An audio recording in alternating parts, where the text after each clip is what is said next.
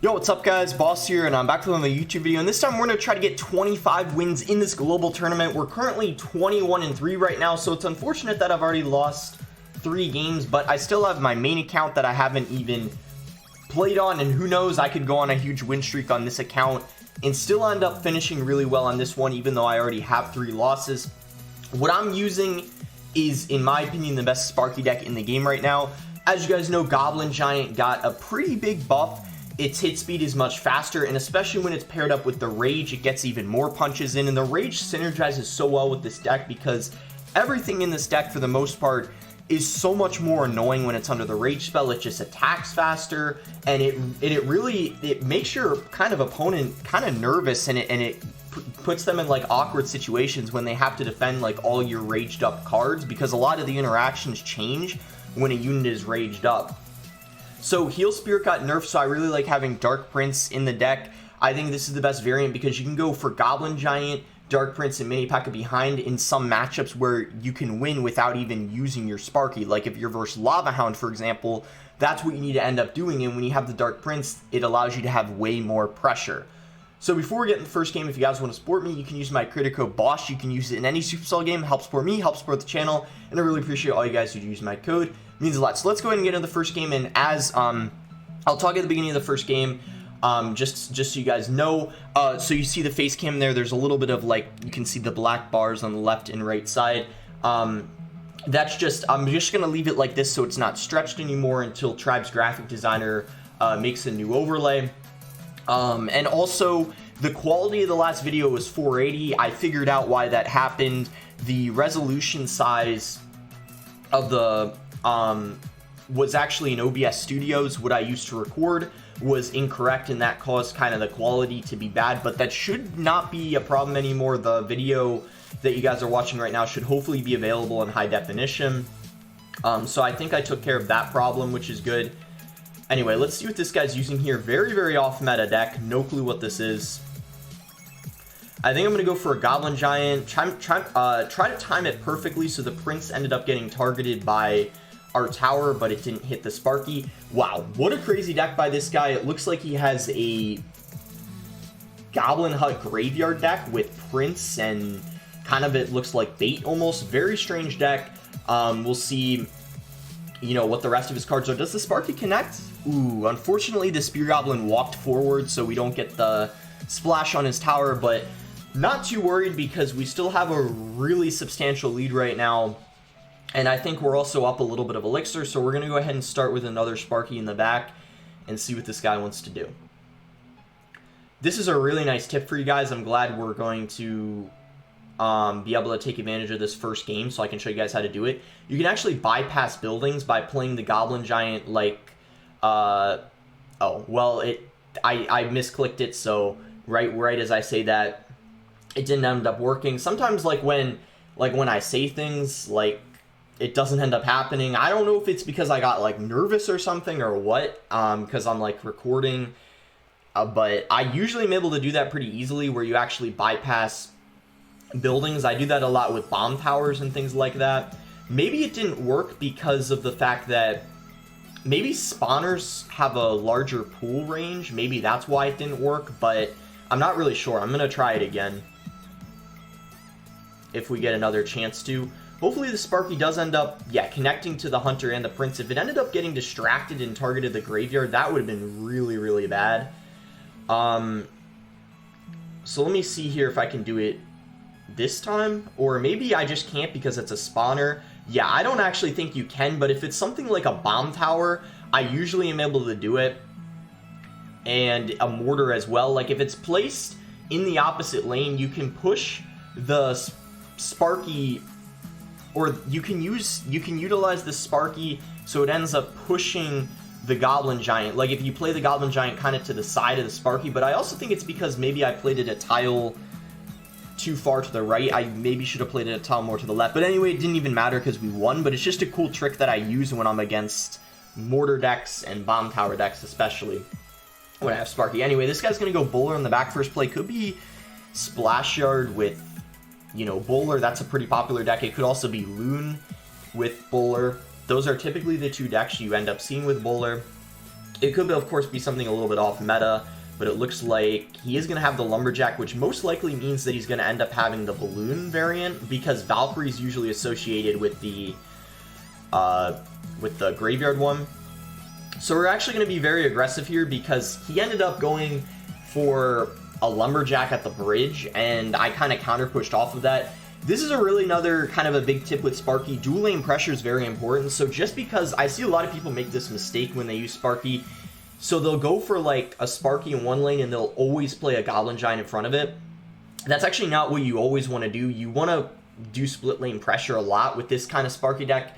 If you're using, say, maybe if you guys have seen Agony King's deck, basically what that is, it's Giant Tornado Sparky. If you have Tornado Sparky, then you usually want to always play your Giant or Goblin Giant in front of the Sparky, but if you're using this Rage variant, you don't really want to do that. You usually want to apply lots of dual lane pressure, because a Sparky by itself applies a lot of pressure, and then if you're going opposite lane with like a Goblin Giant and a Dark Prince or Mini P.E.K.K.A behind it, they have to address both lanes, and if their cycle's really bad, like you saw in this situation, it ends up being really difficult for them to defend.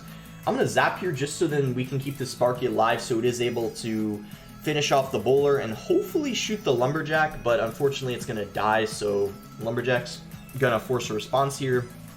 But looking really good for us. He's going to need 2 balloon connections on the right lane if he wants to take our tower, so as long as we're defending correctly, we hopefully are okay. I'm pretty confident in cycling my Musketeer this lane because his Lumberjack's out of cycle, so I highly doubt he's going to go for a balloon in the opposite lane. But, oh, I guess he is. I'm going to do this. If he freezes, he can't defend the Sparky push. Alright, GG, we won. He can't defend this. Like I said, I wasn't really worried, because I knew the worst case scenario is he would just take the tower, because the deck he's using costs a lot of elixir to build up pushes, like Loon, Freeze, Baby Dragon. That is, so much elixir that he spent 13, right? I think. You know, 5, 4, and then 4 again. So, you know, he spent a lot of elixir, and there's no way he had enough to defend. So let's go ahead and get into the next game here. 2 more wins to end up putting us at 25. If we get there really quickly, I might go ahead and show, you know, maybe one replay that I think would be beneficial for you guys to watch. But we'll just see what happens and how long each game is. And if it takes too long to find a game, I'll just edit out the search time. When you get to about, yeah, like 20 wins, it can take a little longer to find a match. Okay, guys, so we found our next game. I'll just go ahead and edit out the search time and any others if it takes too long. I mean, it didn't take so long, but it took about, like 30 seconds, and you guys don't need to wait that long. Okay, so I'm going to go ahead and cycle a zap. And then we'll see what we want to do here. I think at this point I'm going to wait a little bit. But then if he doesn't do anything for maybe like 10 more seconds, and I know he's not using a very fast cycle deck, I think I'm going to go ahead and cycle Dark Prince, because Dark Prince, I think I don't need it in my rotation as much as the Mini P.E.K.K.A. Mini P.E.K.K.A is really important to save because it's your main kind of defensive card. So we're just going to go ahead and cycle Dark Prince. I guess we can go minions for this Lumberjack here. Okay, he's gonna have the Electro Dragon. I think I'm gonna go Goblin Giant in the back. We should be up a little bit of elixir here, I think. I'm not too worried about the King activation. Okay, let's go for a Mini P.E.K.K.A. This is definitely gonna be Golem. I think this is definitely the smart play going in aggressively when he doesn't have that E-Dragon rotation, because E-Drag is his best defensive card for sure. And you guys are going to see, when he doesn't have that in rotation, this is, like, so hard for him to defend. If you're... One more hit? Oh, so close. So we don't get the tower yet, unfortunately, but it's so weak that I'm pretty confident we can just, I don't know, get one Goblin Giant Punch or something like that. But yeah, huge tip. If you reverse any kind of E-Drag deck, you got to go in really aggressively. Don't Sparky, because they'll be able to cycle back to another one by the time you know, alright, hold on, I got to think about this here. This is going to be a hard push to defend, because he's got E-Drag. Oh boy. We have to like... Oh, nice. It's splashed. Okay. Please. Please kill the E-Drag. That thing needs to die. Please, please kill it. Yes. Alright, let's go. Nice. This, not gonna lie, Golem E-Drag can be kind of tough if you're not playing defense correctly, because you gotta watch out for that tornado if they tornado your Sparky in, but we defended that really nicely. I'm really happy with how I played this game, because Golem can give you a little bit of trouble sometimes, but we defended really nicely.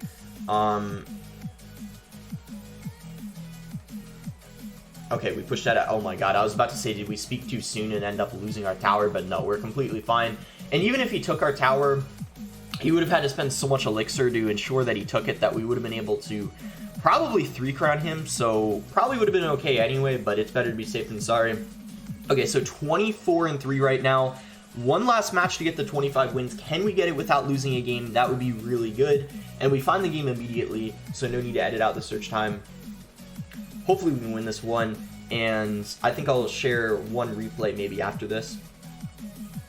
Alright, we'll see what this guy wants to do. In this case, I honestly don't want to make the first play because Sparky first play, not a very good idea, especially if you don't have a mini P.E.K.K.A. in cycle. It's way too aggressive because let's say you Sparky in the back first play, and they go like Giant at the bridge opposite lane or something, or they go like RG at the bridge, and if you don't have a mini P.E.K.K.A., you're going to have such a hard time defending.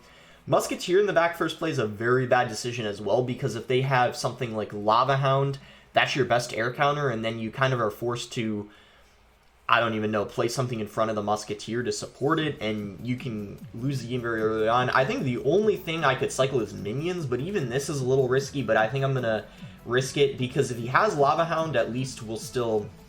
Okay, this is fine. He's got Ice Wizard. Let's Sparky. I hope this is Graveyard, because Graveyard... Or not like Graveyard, like, with, like, Bowler and Freeze, but if you're versus Splash Yard Poison, it's a very easy matchup, because they have to play defensive Graveyards if they want to have any chance of defending your... Oh, wow, guys, it looks like we got our wish. He most likely is going to be using Splash Yard, which, as I just said, is a very good matchup. Is it gonna... Oh, I was wondering if the Sparky was gonna... splash again, but yeah, you can see so difficult for them to defend your Sparky pushes, and it just gets worse for them if you have like a rage down and everything's raged up. I decided not to rage with that push because it would have been too aggressive, but I'm gonna go... We're up like 4 elixir because I cycled that Musketeer and he didn't play anything for a while. We're gonna go ahead and rage this. His ground cards are out of cycle. He's probably gonna have to go for a tornado here. Oh my god, guys, but the Musketeer's locked on his tower. So this, I think, is already a good game. But yeah, if Graveyard's ever good, really good in the meta, this is why Sparky works so well. Even if you're versus Barput Graveyard, it's still a good matchup in my opinion, especially after the Barput nerf. One exception though, if they're using Barput Graveyard with E-Wiz, that of course is a really bad matchup, but yeah, Graveyard is generally really easy because if they don't have a reset to the Sparky, it's just so difficult for them to defend. I kind of gave him the biggest poison value he could ask for, though. Like, that poison got him so much value, but it's not even going to matter. I guess we can just try to go for the 3-crown because we want to try to get as many crowns as we can, of course.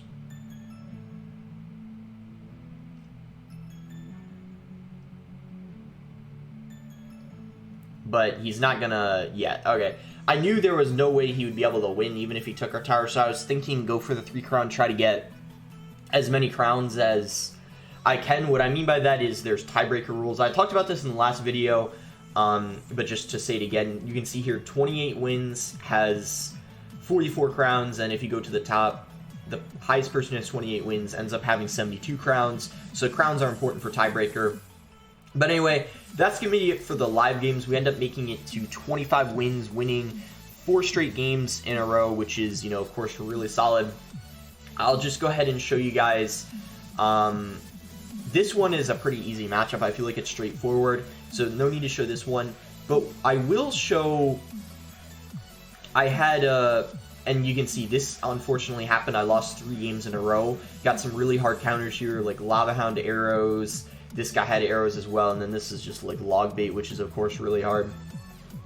I can show you guys this replay here against this Golem Fisherman deck. I think this would be the best replay to show you guys. He has Golem, he has Fisherman, he has Lightning, and he has arrows. So this would be a great match to, I think, show. I'll put it at 2x speed in single elixir. And you guys, and he didn't play 100% perfectly in my opinion, but I think this was at 16 or it was at 15 or 16 wins, I believe, in the, in the global tournament. So still obviously someone good enough to get to 15, 16 wins. And a lot of you guys like ask for, like when I use Sparky sometimes, you guys, of course, it's a popular request for you guys to see how to play against Golem. And even though we beat Golem E-Drag, we didn't play against Golem Lightning in any live matches, so this would be a good match to show you guys. Golem Lightning and arrows for the minions. In my opinion, it's for sure his matchup. I not like he has like a straight up hard counter like 90-10 or 100-0 or anything like that, but definitely heavily in his favor because arrows for the minions, lightning for the Sparky, Fisherman for the Goblin Giant, as well as the Cage. So let's slow it down here to 1x speed just so you guys can like see better what's going on, because in single 2x is okay because not as much elixir, so less units being played, but slow it down here just so you guys can see everything and I can talk through it better. So I know he still needs to arrow my tower. I'm just trying to play all my support cards and then go for the Sparky. I didn't want to Sparky first and then play my support cards next to it because he of course would have been able to lightning the Sparky as well as the Musketeer. So that's one tip when I'm against any kind of lightning deck. If they lightning your Sparky and your Musketeer, you probably just lost because that lightning got them so much value.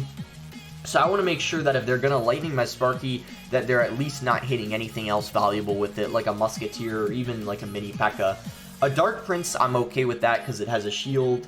Obviously minions you can play next to the Sparky, but Goblin Giant too, but don't play like your Musketeer or mini P.E.K.K.A. next to the Sparky if they end up having lightning in rotation. So you see what I'm doing here, going for dual lane pressure.